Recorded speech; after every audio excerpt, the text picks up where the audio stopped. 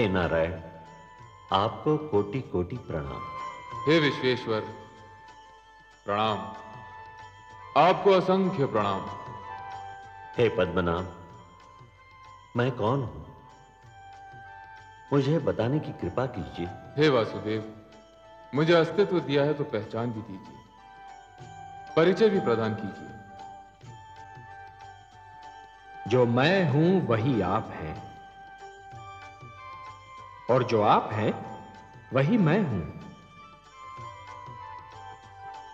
मैं विष्णु हूं, आप ब्रह्मा हैं, और आप महेश हैं।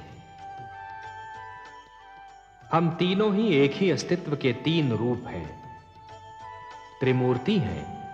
परंतु हे देव, मेरे होने का उद्देश्य क्या है, मेरा लक्ष्य क्या है? हे ब्रह्मा, सृष्टि की रचना होनी है, संसार का निर्माण होना है, जीवन का जन्म होना है, और ये सारे कार्य आप ही को तो करने हैं। आप विधाता हैं, सृष्टि में जन्म लेने वाले जीवन के जन्मदाता हैं। और हे परमेश्वर, मेरी रचना क्यों हुई है? हे महेश, हे शिव शंकर, निर्माण और विनाश, जन्म और मृत्यु एक क्रम है, एक चक्र है।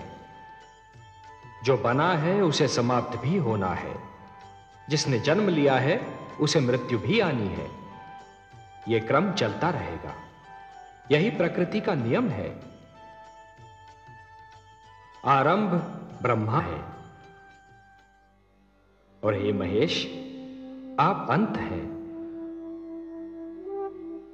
और आप दोनों के बीच मैं स्वयं विष्णु पालन करता हूं।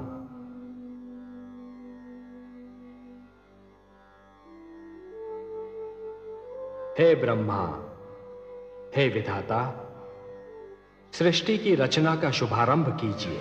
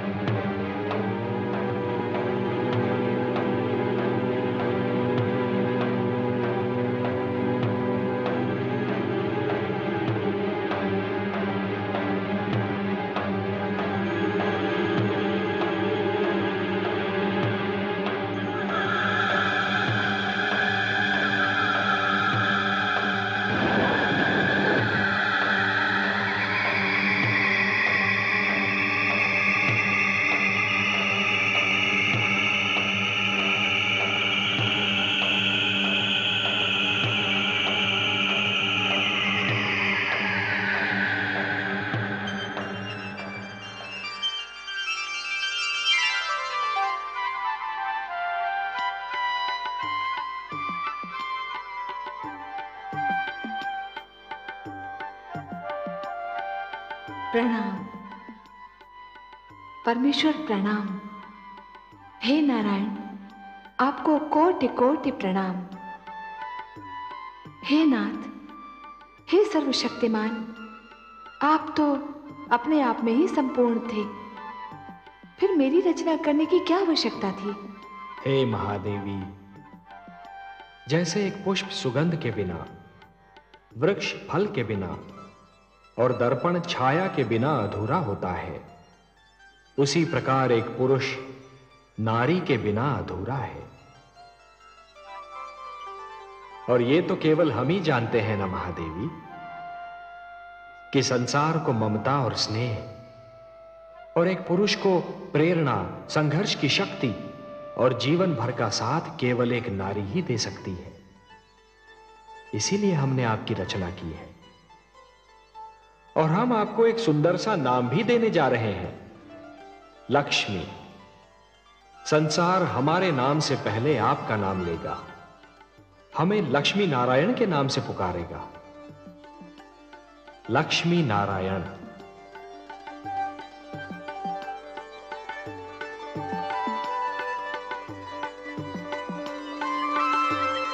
श्री विष्णु भगवान की अनुमति से ब्रह्मा ने सृष्टि के निर्माण का श्री गणेश किया।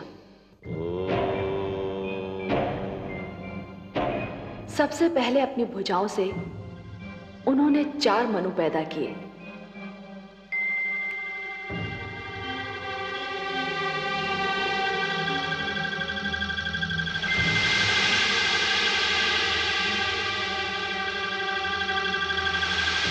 और उनसे मानव जाति की उत्पत्ति का भार उठाने को कहा।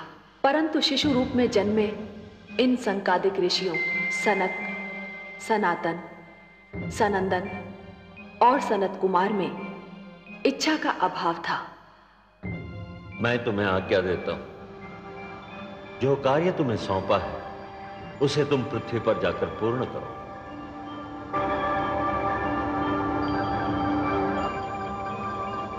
तो मैं तुम्हें शाप देता हूं, जाओ, निकल जाओ यहां से। उन्होंने मानव जाति को जन्म देने जैसा महान भार उठाने में स्वयं को असमर्थ पाया। इच्छा का संबंध ज्ञान से है और ज्ञान की जड़ें विद्या में होती हैं। ब्रह्मा ने यह सोचकर निर्णय लिया कि मानव से पहले सृष्टि में ज्ञान का उजाला फैलाना चाहिए। जीवन को ज्ञान मिलने से पहले ज्ञान को जीवन मिलना चाहिए।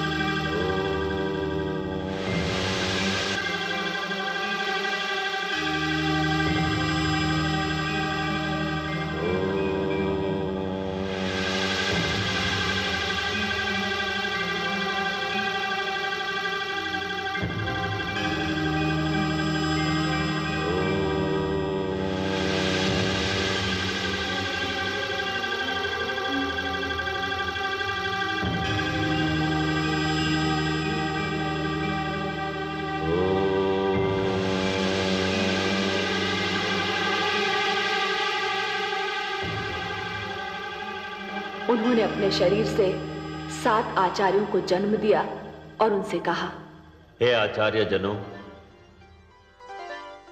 हे वशिष्ठ, हे क्रतु, हे पुलह, हे पुलस्त्य, हे अंगिरा, हे अत्रि, हे मरीचि। सृष्टि में मानव जीवन का आगमन होने वाला है।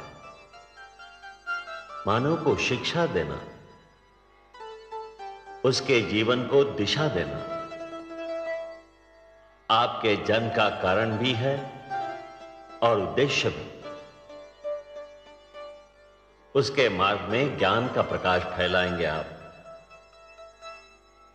उसे परिवार और गुरुकुल परंपरा के ढंग सिखाएंगे। सप्तऋषि के नाम से जाने जाने वाले ये 7 आचार्य आज भी मानव जीवन के आगमन का सुनहरा पल।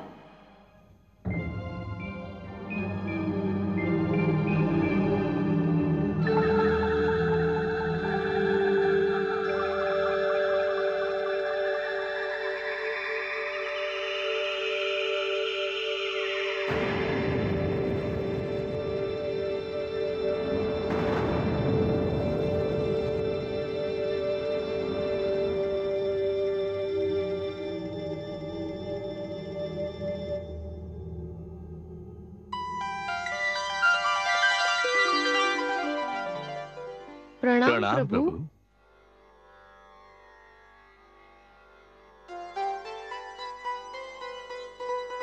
हे मनु, हे शतरूपा, आप दोनों मिलकर सृष्टि में मानव जीवन के प्रारंभ की घोषणा है। जीवन रचना की शक्ति अब मैं आप दोनों को प्रदान करता हूं। मनु, आप पुरुष हैं, शतरूपा आप स्त्री। आप दोनों मिलकर मानव जाति का आधार बनेंगे, परिवार बनाएंगे, समाज बनाएंगे। आप दोनों शरीर तो दो हैं, पर प्राण एक होंगे, एक दूसरे का साथ देंगे, एक दूसरे के सुख दुख बांटेंगे। जो आज्ञा प्रभु। आप दोनों के कई रूप होंगे। मनु, आप पति पिता पुत्र के रूप धारण करते रहेंगे, और शतरूपा आप पत्नी माता और पुत्री के रूप में ढलती रहेंगी। आपको मैं स्नेह ममता दया और करुणा की भावनाएं देता हूं। मनु, आपको संरक्षण पालन पोषण और परिश्रम की शक्तियां प्रदान करता हूं। आप हर पग पर, हर स्थिति में और हर स्थान पर शतरूपा की रक्षा करेंगे, उसके सुख का ध्यान रखेंगे। आज के उपरांत सृष्टि में जीवन स्वयंभू नहीं होगा। अब जीवन जन्म लेगा और जन्म देगा। हे पिता, आपके आदेश का पालन होगा। मैं अपने धर्म का पालन करूंगी प्रभु।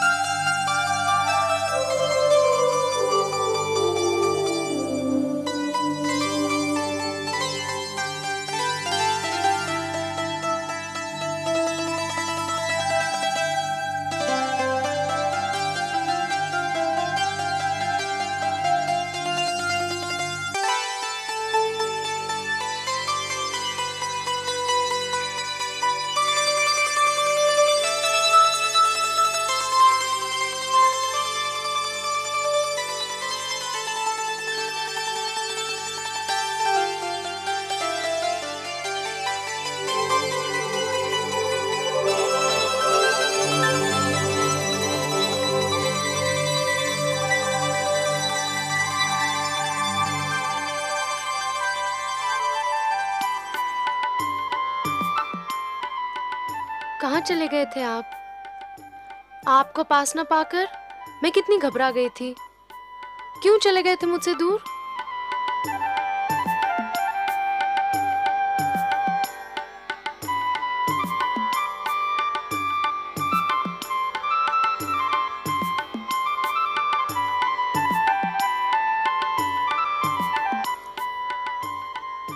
ऐसे क्या देख रहे हैं आप?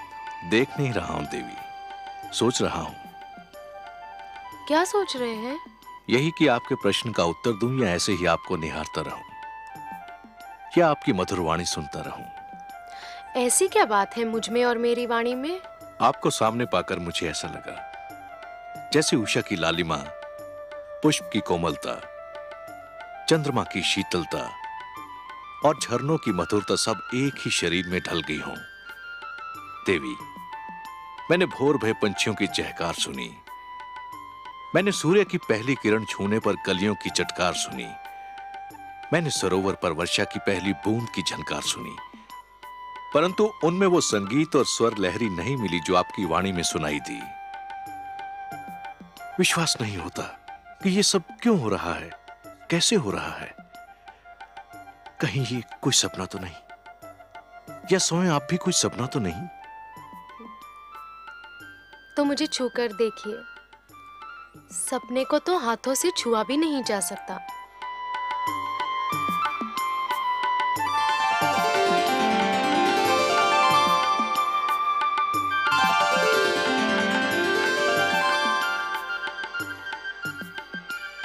अब पता चला कि मैं सपना हूं या सत्य? आप सत्य हैं देवी, सृष्टि का सबसे सुंदर सत्य। ब्रह्मा ने मुझे आपके विषय में बहुत सारी बातें बताई थीं, परंतु एक बात नहीं बताई थी जो मैंने अब जान ली है। कौन सी बात? यही कि आप मेरी संगिनी नहीं, मेरी आवश्यकता भी हो। आपने अधूरी बात जानी स्वामी। क्यों? पूरी बात यह है कि हम दोनों एक दूसरे की आवश्यकता है।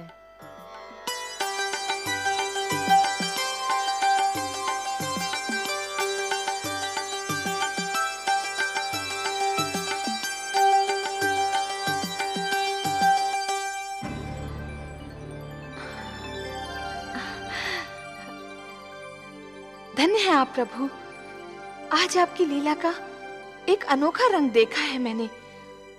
कितना सुंदर है ये संसार, कितनी अनुपम है ये रचना, ये प्रेम, ये भावना, ये स्नेह। मनु और शत्रुपा की भावनाओं में जो फूल सी सुगंध, मधु सी मिठास और कलियों की कोमलता का अनुभव किया, वैसी भावनाओं से तो हम देवलोक वाले भी वंचित हैं प्रभु। आपको अच्छा लगा महादेवी? बहुत ही अच्छा लगा सर्वेश्वर, बहुत सुंदर, बहुत मधुर। ये भावनाएं और इनको प्रदर्शित करने की शक्ति केवल मानव जाति को मिली है। यदि मानव ने इन भावनाओं की रक्षा की तो ये भावनाएं उसे जीवन की प्रेरणा देंगी, उन्नति की शक्ति देंगी, उसे शांति का मार्ग दिखाएंगी। ये प्रेम, ये स्नेह और एक दूसरे का आदर करने की यह भावना ही मानव जाति को संस्कृति देगी, सभ्यता देगी, उसे उत्थान का मार्ग दिखाएगी। और यदि मानव ने इन भावनाओं को त्याग दिया तो वो पशु और पिशाच के स्तर से भी नीचे जा गिरेगा। मेरी तो प्रार्थना है कि ऐसा दिन कभी ना आए प्रभु। ये सुंदर संसार यूं ही बसा रहे, प्रेम की ये शीतल धूप यूं ही बिखरी रहे, जीवन यूं ही मुस्कुराता रहे। मुझे तो इस धरती और इस जीवन से स्नेह हो गया है प्रभु। भगवान श्री विष्णु की मुस्कान मेरे आंगन में रक्त की बाढ़ आ गई।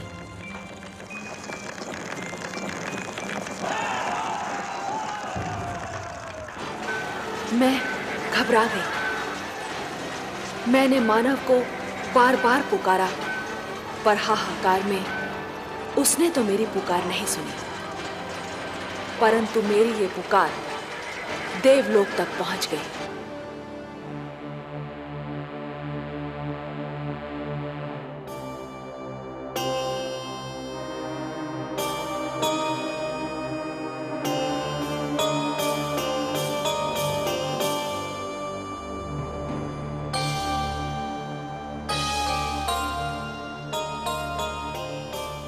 क्या बात है महादेवी? आपके इन सुंदर नैनों में आश्चर्य और विस्मय की छायाएं क्यों तैर रही हैं? किस सोच ने आपके मन को घेर रखा है? कुछ नहीं विश्वेश्वर, यही सोच रही थी कि यदि चित्रकार के बनाए चित्र को कोई बिगाड़ दे तो क्या उसे तनिक भी चिंता नहीं होगी? यदि कोई शिल्पकार की बनाई मूर्ति को तोड़ने की चेष्टा करे तो क्या उसे तनिक भी दुख नहीं होगा? यदि कोई चित्रकार अपना चित्र किसी को उपहार में दे दे तो उस चित्र को संभालना उपहार पाने वाले का कर्तव्य है। कोई शिल्पकार अपनी मूर्ति किसी को भेंट दे दे तो उस मूर्ति की देखभाल करना भेंट पाने वाले का कर्तव्य है। वैसे हम समझ गए कि आप पूछना क्या चाहती हैं। आप तो अंतर्यामी हैं। लगता है आप हमारी धरती पर घटने वाली घटनाओं से पीड़ित हो उठी हैं। हाँ पद्मनाभ, मैं बहुत दुखी हूँ। क्यों हो रहा है ये सब? क्यों मचा है ये हाहाकार? प्रेम बनाया था तो घृणा क्यों बनाई? जो हो रहा है, हो सकता है वो वही हो जो स्वयं विधाता ने लिखा हो। और अपना लिखा तो स्वयं विधाता भी नहीं मिटा सकते ना। हे महादेवी, हो सकता है कि यह मानव की परीक्षा हो, उसके कर्मों की परीक्षा हो। पर ऐसा संसार और ऐसा मानव आपने बनाया ही क्यों नारायण, जो आपकी बनाई धरती पर अंधेरा फैला रहा है? तो आप क्या चाहती थीं कि हम केवल दिन बनाते और रात्रि न बनाते? फिर मानव को अंधेरे उजाले का अंतर कैसे जान पड़ता? विष न होता तो अमृत की महत्ता कैसे जानी जाती? पुष्प के साथ कांटे न होते तो पुष्प के सौंदर्य को कौन जान सकता? पतझड़ न आती तो वसंत ऋतु इतनी सुहानी कैसे लगती? हमने मानव को बनाया है देवी। मानव इतिहास को बनाने का कार्य हमने अपने हाथों में नहीं रखा, वो तो उसी पर छोड़ दिया है। अभी तो उसे अपनी शक्ति का आभास हुआ है। इसी से उसे न्याय अन्याय, सत्य असत्य, धर्म अधर्म और पाप और पुण्य की जानकारी भी होगी। हमने बुद्धि दी है मानव को, विवेक दिया है उसे। और यदि मानव ने विवेक से कार्य नहीं किया तो? यदि धरती पर रात्रि इसी प्रकार दिन को निगलती रही तो? अंधकार प्रकाश को डसता रहा तो? तब क्या करेंगे आप? चिंता मत कीजिए देवी। यदि असत्य और अधर्म अपनी सीमा को पार कर गए, यदि धर्म की हानि होने लगी, तो हम स्वयं धरती पर जाएंगे। हम वचनबद्ध हैं। परित्राणाय साधूनाम विनाशाय च दुष्कृताम धर्म संस्थापनार्थाय संभवामि युगे युगे। अपनी लीला तो आप ही स्वयं जानते हैं पद्मनाभ। विजय करके अपनी राजधानी लौट रहा है।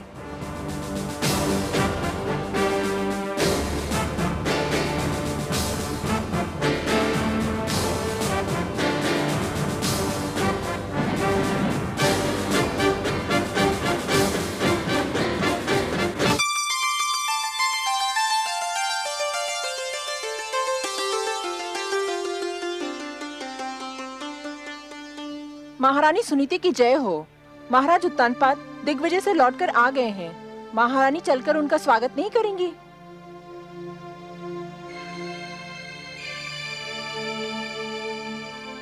मैं वहां जाकर क्या करूंगी? उनका स्वागत करने के लिए तो पहले से वहां कोई उपस्थित है। क्षमा करें महारानी, पर आप बड़ी रानी हैं, पट रानी हैं। महाराज के स्वागत का अधिकार तो आप ही को प्राप्त है।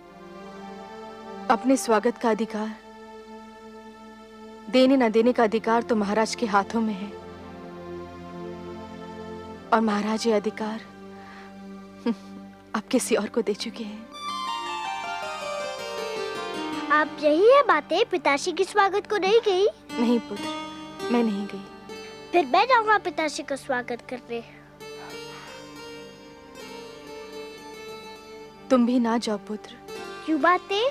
मैं नहीं चाहती कि इतनी कम आयु में तुम पीड़ा और दुख जैसे शब्दों का अर्थ जान लो। तुम्हारे कोमल मन को तनिक भी ठेस लगी ना, तो मैं सहन नहीं कर पाऊंगी। मैं समझा नहीं माताश्री।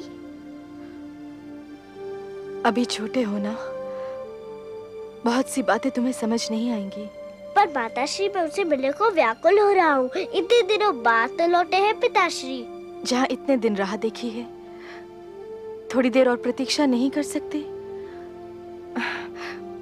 वो यहीं आएंगे। एक बात पूछूं माते? अवश्य पूछो। क्या वृक्ष की छाया वृक्ष से दूर रह सकती है? कदापि नहीं। तो फिर पुत्र अपने पिता से कैसे दूर रह सकता है? पिता के प्रेम पर पुत्र का जन्मसिद्ध अधिकार है।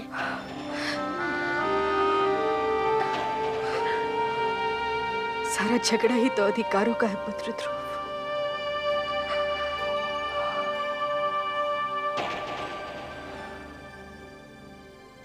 अधिकारों का है।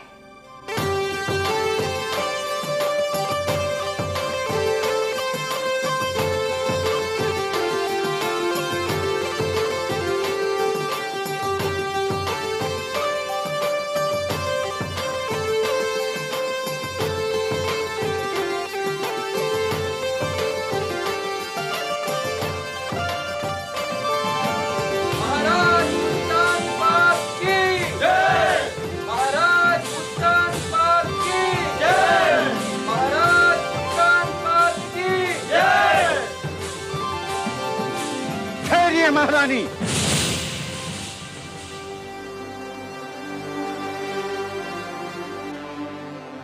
ये उचित नहीं है।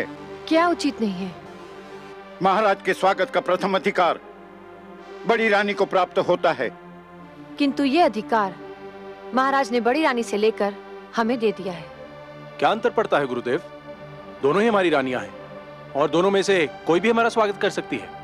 राजा प्रजा का आदर्श होता है महाराज। राजा जो कार्य करता है प्रजा उसी का अनुकरण करती है। राजा मार्गदर्शक होता है, समाज उसके पीछे चलता है। उचित अनुचित की परिभाषा भी राजा ही बनाता है। यथा राजा तथा प्रजा। आज जो कार्य हो रहा है उससे समाज के बड़ों के आदर की परंपरा संकट में आ सकती है। और जब छोटे बड़ों का सम्मान करना छोड़ देंगे तो समाज में उथल पुथल मच जाएगी। और जब समाज में उथल पुथल हो तो राज्य की स्थिरता डगमगा जाती है। यदि महाराज परंपराओं को तोड़ना चाहते हैं तो आपको क्या आपत्ति है गुरुदेव? परंपराएं हमारे आदरणीय पूर्वजों ने बनाई हैं, उन्हें तोड़ने का किसी को अधिकार नहीं है। तो फिर महाराज का क्या निर्णय है?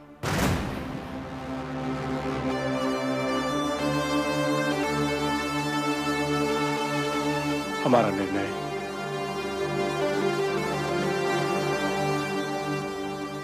निर्णय यह है कि महारानी सरुचि ही हमारा स्वागत करेंगी। यदि आपका यह निर्णय है तो फिर किसी का भी उपदेश मुझे रोक नहीं सकता। पति का आदेश मानना ही पत्नी का धर्म है और ये धर्म मैं निभाकर ही रहूंगी।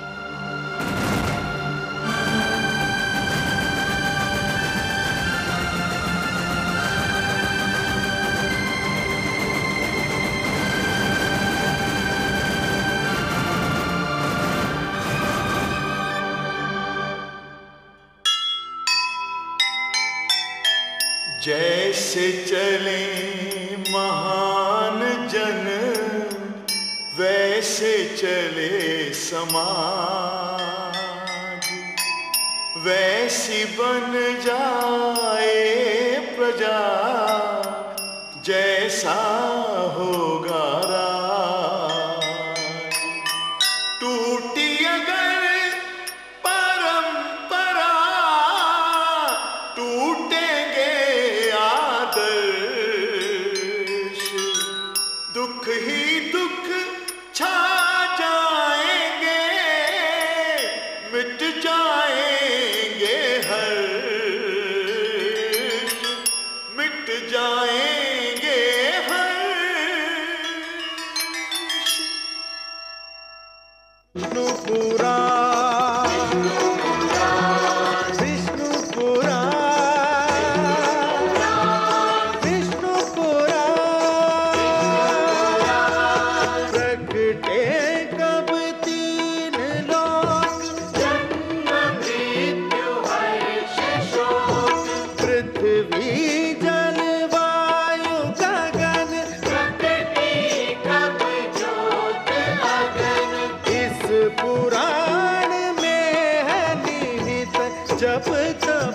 और योग ध्यान विष्णु पुराण।